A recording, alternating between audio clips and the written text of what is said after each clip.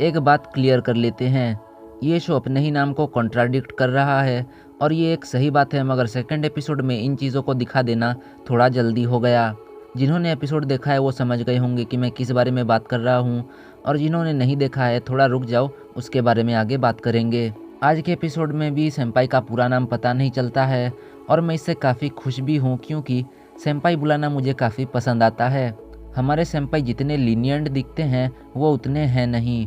School में एचिमांगा लाकर पढ़ने के लिए काफ़ी हिम्मत चाहिए, मगर सेंपाई तो उससे भी एक कदम आगे निकलते हैं।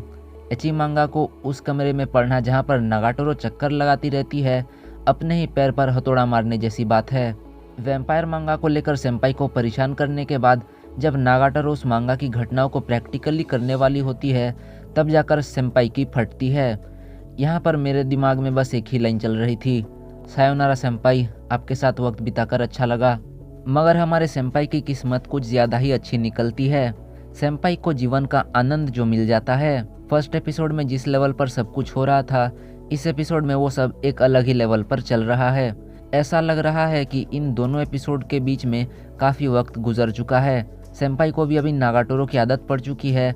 आई mean he literally offers food to Nagatoro. हर एक एपिसोड में सिर्फ मस्ती मजाक दिखाने से काम नहीं बनेगा, ये बात मैं जानता हूँ, मगर जब इसके बाद वो निपल टचिंग गेम वाला सीन आया, हंस हंस के मेरा मुंह दुखने लगा था। कभी कभी लगता है कि इस तरह के विचित्र आइडियाज़ कहाँ से आते हैं ऑथर के दिमाग में। गेम के बीच में जब नागाटोरो को कॉल आता है और वो बचकर निकल जाती है, तब मुझे जेन्युइनली सेंपाई के लिए काफ़ी बुरा लगा। बेचारे को टॉर्चर सहना पड़ा, मगर जब उसकी बारी आई नागाटोरो से बदला लेने की, तब एक पिद्दी से फ़ोन कॉल ने सब बर्बाद कर दिया। ये सीन ह्यूमर पर्पस के लिए यूज़ किया गया है, मगर इसकी वजह से हमें नागातोरो के कैरेक्टर में थोड़ा सा डेप्थ देखने को मिलता है। वो कोई बेशरम लड़की नहीं है जिसे फालतू हरकतें करने का बहुत ज़्यादा शौक है। वो बस सेंपाई के साथ कुछ ज़्यादा ही ओपन हो जाती है। पहले एपिसोड के रिव्यू में किसी ने कमेंट किया था कि उसे ये शो बिल्कुल भी पसंद नहीं है। उस बंदे ने लिखा था कि वो खुद बुलिंग का शिकार बन चुका है।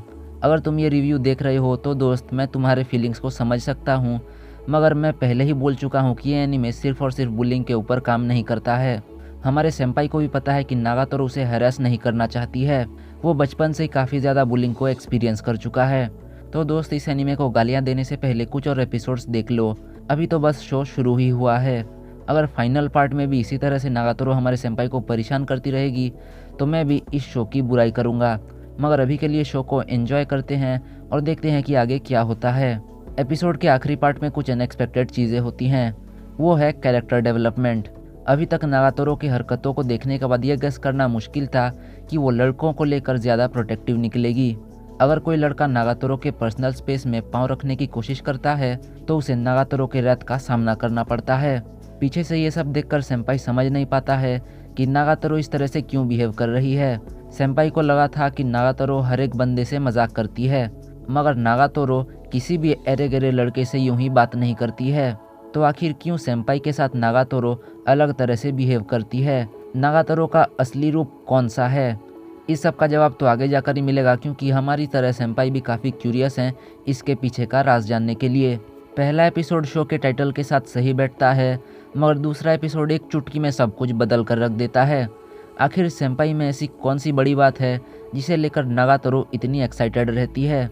मुझे ऐसा लगता है कि नागातोरो पहले से ही सेंपाई को जानती है, या फिर वो सेंपाई की मदद करना चाहती है, या इसी तरह का कुछ और हो सकता है। फनी मोमेंट्स के साथ इस तरह के कैरेक्टर डेवलपमेंट इंसिडेंट्स उतनी अच्छी तरह से मिक्स नहीं होते हैं।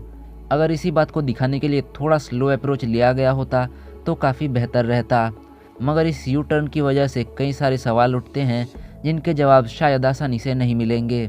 मैं एक्सपेक्ट कर रहा हूँ कि जल्दी हमें कुछ और कैरेक्टर्स भी देखने को मिलेंगे, क्योंकि हमेशा नागातोरो को सेंपाई को परेशान करते हुए देखना जल्द ही बोरिंग हो जाएगा। इसी तरह से अगर ये रिव्यू भी बोरिंग नहीं लगा हो तो एक लाइक ज़रूर कर देना। अगले रिव्यू को वक्त पर पब्लिश करने की कोशिश करूँगा, और तब तक के लिए अपना ख्याल रखना। मैं मिलता हूँ अगले रिव्यू के साथ, और देखने के लिए शुक्रिया।